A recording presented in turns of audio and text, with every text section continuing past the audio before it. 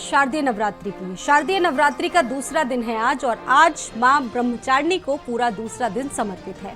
इस दिन मां ब्रह्मचारिणी की पूजा अर्चना करने से व्यक्ति के संयम में वृद्धि होती है, साथ ही साथ मनचाहे फल की प्राप्ति होती है। मां ब्रह्मचारिणी की पूजा विधि विधान से करने पर कभी भी धन सुख और समृद्धि से संबंधित किसी भी चीज की जो समस्या होती है वो नहीं रहती है। मां ब्रह्मचारिणी को ज्ञान, तपस्या और वैराग्य की देवी माना जाता है। उनके नाम में ही उनकी शक्तियों की महिमा का वर्णन मिलता है। ब्रह्म का अर्थ होता है तपस्या और चारिणी का अर्थ होता है आचरण करने वाले।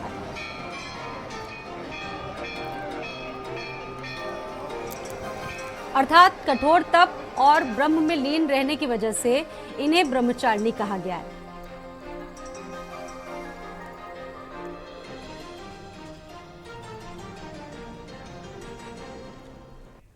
तो नवरात्रि का प्रारंभ कल से ही हो चुका है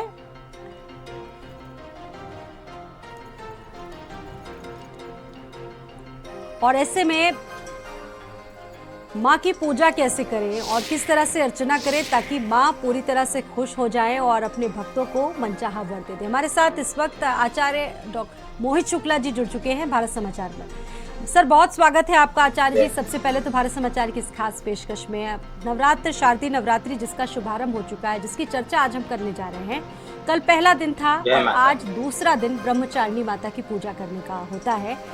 दूसरे दिन का क्या विशेष महत्व है, किस तरह से भक्तों को पूजा करनी चाहिए, उपासना करनी चाहिए और कैसी विधि विधान होनी चाहिए आज? देखिए, ये नवरात्रि का जो पर्व है ये पूरा हमारे सातों जो चक्र हैं, जो हमारी ऑरा है, इसको क्लीन करती है जी। और हमें पॉजिटिव एनर्जी प्राप्त होती है, सकारात्मक ऊर्जाएं। तो जैसे पहले दिन मूलाधार चक्र जो है जागृत होता है, स्वादिष्ठान चक्र हमारा जो है नाभि से 4 अंगुल नीचे होता है, वो आज हमारा जागृत होता है और उसके लिए हमें देवी के ब्रह्मचारिणी स्वरूप की जो है आराधना करनी होती है।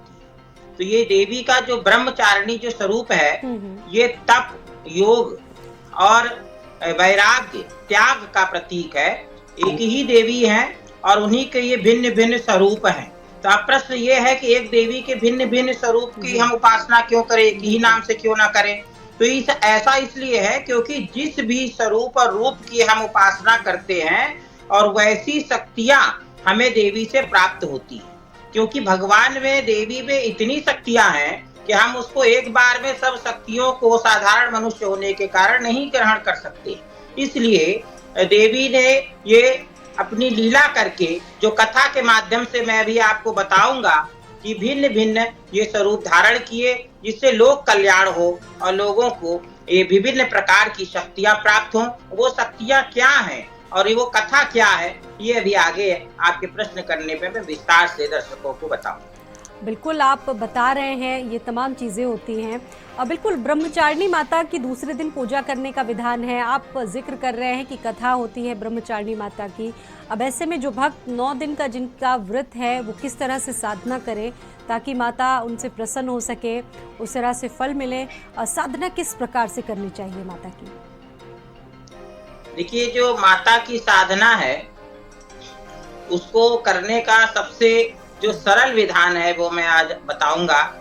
सबसे पहले तो जो आपने कल घट की स्थापना करी, कलश की स्थापना करी है, आज आप देवी माता की स्तुति करेंगे, प्रार्थना करेंगे और जो माता का जो स्वरूप है उसको पहले अपने ध्यान में रखें। माता बाएं हाथ में कमंडल और दाहिने हाथ में जप की माला लिए हुए हैं और माता को श्वेत वस्त्र धारण किए हुए हैं और माता को की उपासना सफेद और पीले वस्त्रों में कर सकते हैं।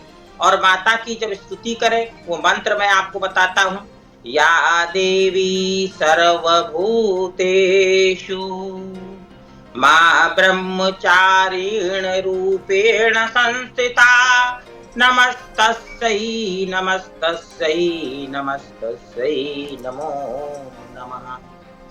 इस मंत्र से देवी का ध्यान करिए और दीपक जलाइए, धूप जलाइए और देवी को मिश्री का भोग लगाना चाहिए। मिश्री बहुत शुद्ध होती है और अगर मिश्री उपलब्ध ना हो तो आप चीनी का भी भोग लगा सकते हैं, किंतु मिश्री यदि हो तो वह अधिक शुद्ध मानी गई।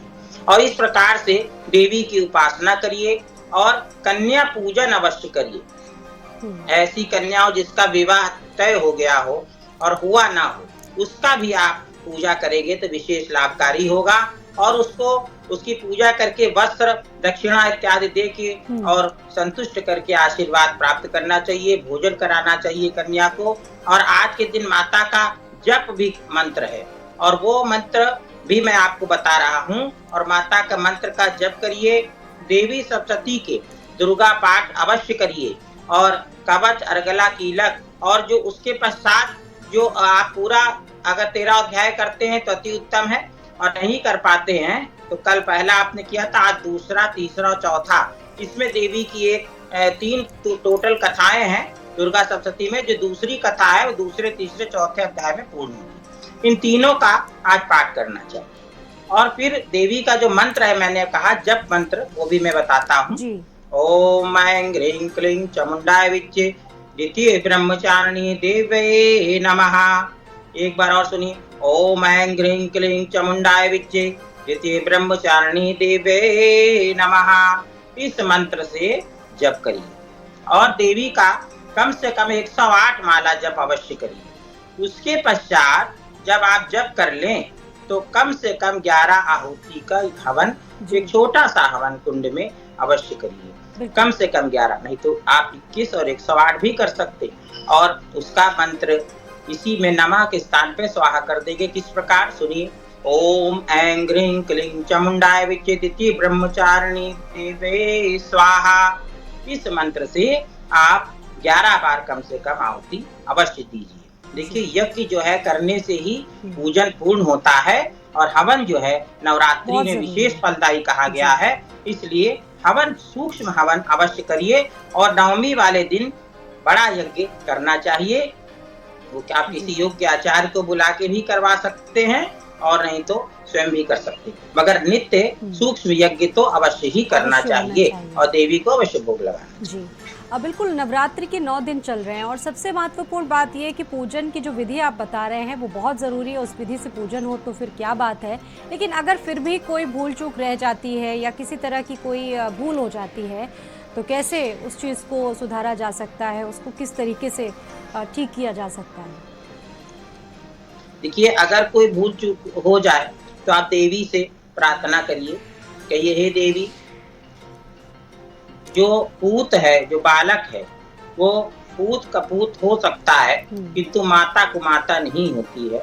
माता आप तो विशाल हृदय की हैं और आप अपने पुत्र को, बालक को, बालक जान क्षमा प्रभु कीजिए, ऐसा भाव मन में रखते हुए देवी से क्षमा याचना करिए। देवी अवश्य क्षमा करती हैं। वैदिक यज्ञों में भी एक विशेष आहुति होती है हवन में, जो कि भूल चूक त्रुटियों की लिए जो है, क्योंकि मनुष्य देखिए भूल चूक त्रुटियों का पुतला है।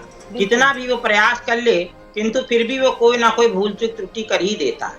तो इसलिए उसके लिए भी एक मंत्र है, बहुत बड़ा मंत्र है। सामान्य दर्शक तो नहीं से उसको स्मरण कर पाएंगे, किंतु फिर भी मैं बताता हूँ, सुनने में आपको असीम शक्ति की अनुभूति होगी। ओम यदस्य कर्मणो अतिरिच्यम यद्वान्योनिमिहाकरं सृष्टिकृत विद्यात सर्वं सृष्टिं सुहुतं करोतु मे अग्नये सृष्टिकृते सुहुते सर्वप्राश्चिताहुतीना कामा समर्दये स्वाहा। ये जो मंत्र है आचार्य लोग इससे आहुति कराते हैं 9वें दिन, इसलिए कि जो भी हमसे नवरात्रि में त्रुटि हो गई हो, हे माता, मिष्ठान से आहुति होती है, आप इसको ग्रहण करें और हम उसके लिए प्रायश्चित करते हैं, हमें क्षमा करें। देखिए, माता बहुत दयालु है। कोई भी माँ हो संसार में, उसका बच्चा गलती करता है, माँ हमेशा क्षमा करती है। यही माता का स्वभाव है। तो जानबूझ के गलती ना करें और अज्ञानतावश जो गलती हो जाती उसी की क्षमा होती है। ये हमेशा याद रखिए। ये अक्सर लोगों को कंफ्यूजन रहता है कि जो हम पाप करेंगे, गंगा नहाने से हमारा पाप कट जाएगा, भगवान के दर्शन से पाप कट जाएगा, ऐसा अवश्य लिखा है शास्त्रों में, किंतु वो उसका पूरा अर्थ हम नहीं समझ पा रहे हैं। उसका अर्थ ये है कि जो पाप हमसे अनजाने में हो गया, उसको तो माँ जो हमने जान के नहीं किया, सकती, लेकिन जानकर कोई भी ऐसा कार्य नहीं करना चाहिए। कभी भी नवरात्र के 9 दिन जिसका प्रायश्चित बाद में एक सबसे महत्वपूर्ण सवाल यहाँ पर यह भी है, कुछ लोगों के द्वारा पूछा गया कि कंजक खिलाने का विधान होता है नवरात्रि में। अगर कंजकें नहीं मिल पा रही हैं, कन्याएं नहीं मिल पा रही हैं, तो फिर साधक क्या करे? उसको उस अवस्था में क्या करना चाहिए? मंदिरों वगैरह में बहुत से लोग दान करते हैं, वो ठीक है, या जो व्रती लोग हैं उनको घर में ही कन्या पूजन करना चाहिए? उसको लेके सर आचार्य जी क्या समाधान है? देखिए, अगर आपको बाहर कन्या नहीं मिल पा रही है तो आप अपनी पुत्री का भी पूजन कर सकते हैं, अपनी बहन का पूजन कर सकते हैं। जो कन्या जिसका विवाह ना हुआ हो वो आपके जो भी आसपास उपलब्ध करे, और ढूंढने से भगवान मिल जाते हैं तो कन्या तो मिल ही जाएगी। मंदिर जाएंगे वहां भी बहुत सारी कन्याएं मिल जाती हैं, वहां पर भी आप पूजा कर सकते हैं। किसी भी कन्या का आप पूजन करिए, सत्कार करिए।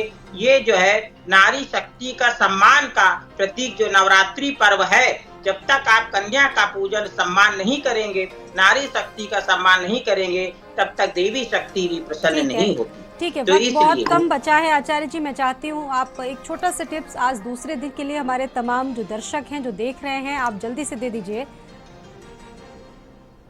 देखिए, देवी ब्रह्मचारिणी के विषय में मैं जो विशेष महत्व है वो बता देता हूँ कि ये देवी पार्वती का ही स्वरूप है, और इन्होंने भगवान शिव की प्राप्ति के लिए तपस्या करी थी नारद जी के कहने पर, और उस तपस्या में इन्होंने प्रारंभ में फल फूल खाया, फिर कई वर्षों के बाद इन्होंने जो है जब भगवान शिव प्रसन्न नहीं हुए तो उसको भी खाना छोड़ दिया, बिल्व पत्र खा के रही, शाक खा के रही, फिर वो भी छोड़ दिया, और निर्जल निराहार रहकर इन्होंने तपस्या करी, तब भगवान शिव की प्राप्ति हुई। तो इसलिए इनकी उपासना से हमें तप शक्ति वैराग्य मिलता है, जिससे हम जीवन में आने वाली जो कठिनाइयां हैं उनका डट कर मुकाबला कर सकते हैं, और हम कठिनाइयों से भागते नहीं हैं, अपना कर्तव्य पथ से हम हटते नहीं हैं। ये शक्ति हमें प्राप्त होती है देवी की उपासना से, और उस शक्ति को प्राप्त करने के लिए हमें देवी ब्रह्मचारिणी की शरण में अवश्य जाना चाहिए। जय माता दी। बिल्कुल, जय माता दी। और आपका भी बहुत बहुत धन्यवाद जुड़ने के लिए हमारे तमाम भक्तों से। आपने उनको बताया कि किस तरह से विधान करें। आपका बहुत धन्यवाद भारत समाचार से जुड़ने के लिए, बातचीत करने के लिए। और इसी के साथ हमारी इस खास पेशकश में फिलहाल इतना ही। रुकना होगा एक छोटे से ब्रेक के लिए। आगे भी हमारे साथ खबरों का सिलसिला लगातार जारी रहेगा।